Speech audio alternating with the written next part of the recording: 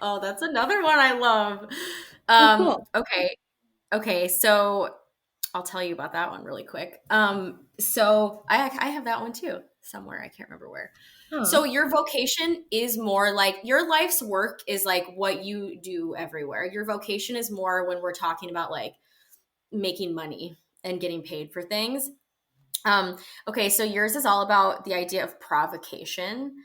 So it is like provoking and poking people to help them like improve themselves and become a more authentic like expression version of themselves.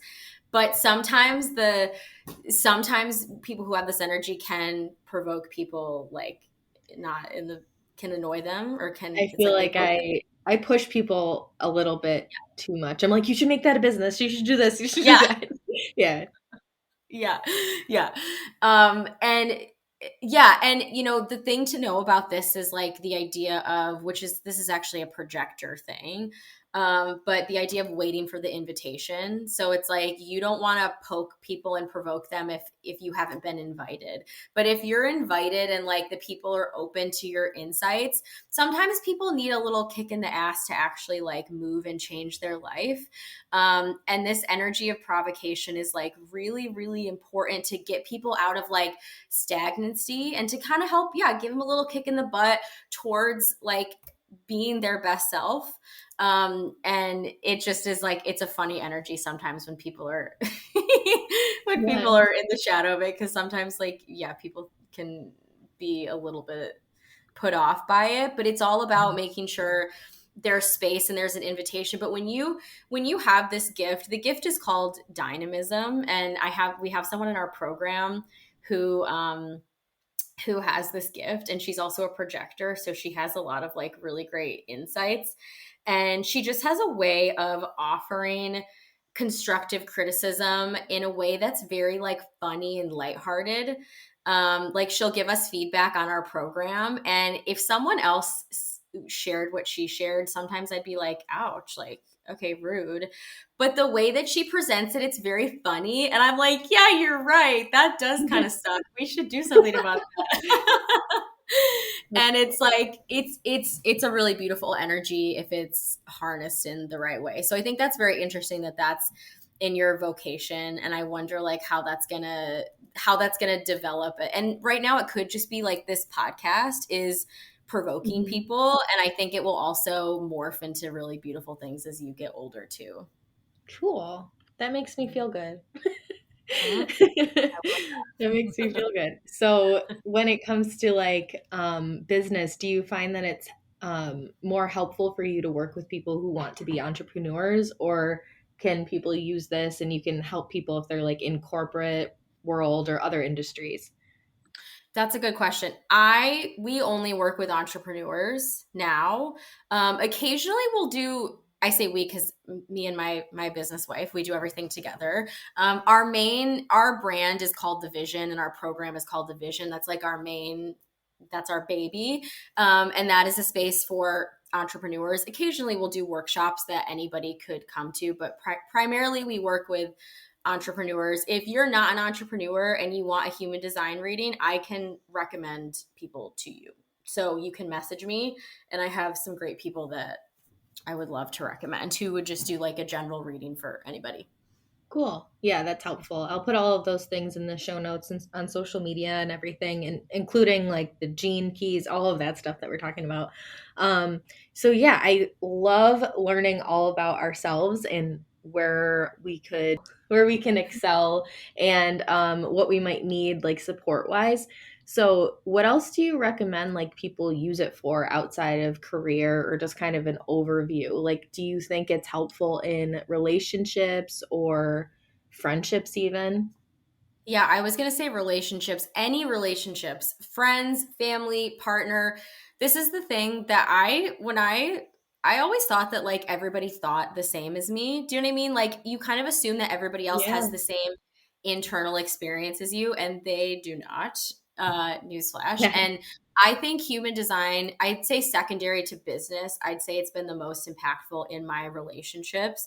So when you do this, you'll probably go on a crazy rabbit hole and you'll want to look up everyone in your entire life. And it just really helps you understand the perspective that somebody else has. So I'll give you an example. Like if I have a friend who's a sacral authority who can make decisions really quickly, but I'm a reflector and reflectors are supposed to wait 30 days to make major decisions, which I don't always do, but that's what we're supposed to do.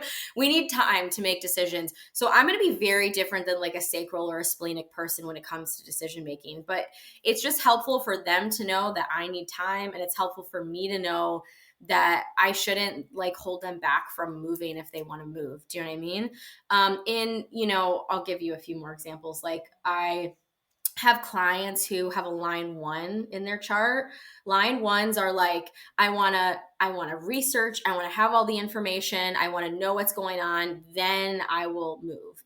I'm a line 3, so I'm like, just do it. Like just build the plane as you're flying it. That's how I do things.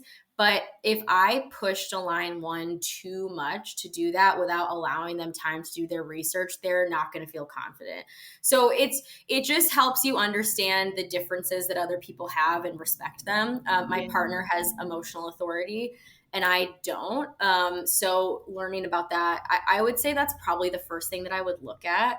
If you're curious about other people's charts, I would look at their authority, honestly, because people who have emotional authority just have a totally different process than those of us who don't. And sometimes if you live with someone who has emotional authority and they're in a low wave, and you don't understand what's going on, you can be like, you can make it about yourself, or you can try to like fix it.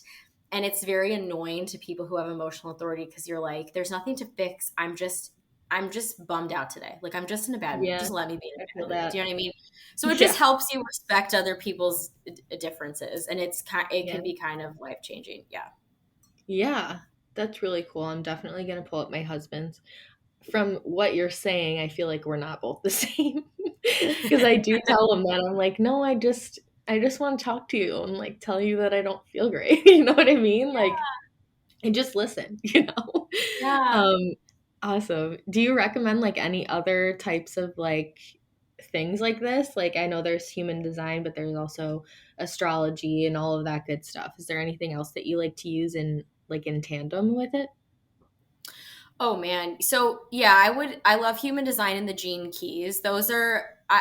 We use astrology like casually. I don't know. I'm not a huge expert in astrology. I like knowing people's like big three, but that's kind of where I'd stop. I would say that if you really want to use this to change your life, what I would pair it with is some kind of like inner work, like whether it's like shadow work or like trauma work, because basically this is going to start to help you become more aware of all your shit, of your patterns and your shadows. There's a whole other like there's lots of other areas in human design that can help you see like, more shadowy areas of yourself. Like if you look at there's just so much. So I don't need to get into like 80,000 rabbit holes, but the self awareness is going to bring some stuff up for you.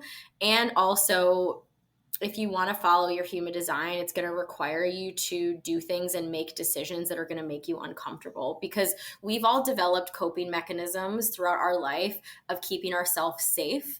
And for a lot of us, it's like, worrying about what other people are thinking. It's managing our image and how other people are perceiving us. It's like not speaking up or not doing things because we don't want to rock the boat. These are all coping mechanisms that we've created because of some traumas that we've had and experienced in order to keep ourselves safe. If you want to really go down this path of like staying in authenticity and like integrity with what's right for you, it's going to be uncomfortable. So I would recommend, like, if you really want to allow this to change your life, to learn more about that sort of thing. Learn about beliefs and how they affect you, learn about like a somatic healing, learn about trauma. Like there's so much that you can get into, but I think just pairing it with some more of that like emotional healing work is really important if you really want it to make an impact on you that lasts. Yeah. Cool. exactly what I was like wondering, because it does feel like it can open a lot of doors for you. So if you're not ready to like open them, I would Yeah. definitely take it slower. Yeah. Okay, is there anything that you want to share as far as if somebody's looking at their chart that we didn't touch on specifically?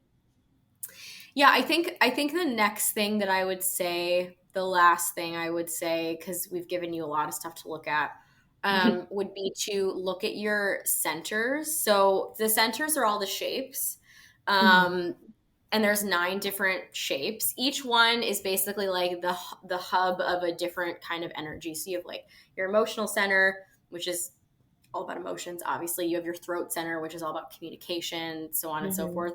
So your those centers in your chart that are white are called undefined. That is where you're more like vulnerable and open to the world around you in where that energy is. So if you have an undefined emotional center, you're more like a traditional empath. That means you really take in emotions. Hmm. If like the centers up near your head are undefined, that means you can literally like take in like ideas and thoughts from the world around you. So like it makes you really creative, but it can also lead to like getting really overwhelmed and stuff like Hmm. that.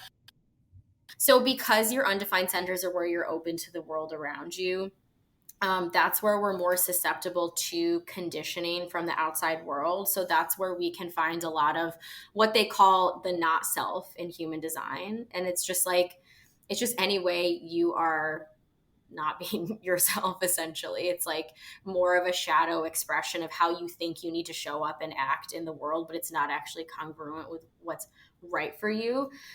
So there's not self like patterns and themes for each undefined center. So like for example, there's your heart center, which is it's the tiniest, I think it's the tiniest one in the whole chart. It's like more in the middle to the right. It's like a tiny Hmm. little triangle. Hmm. That's the heart center. Is yours defined or undefined?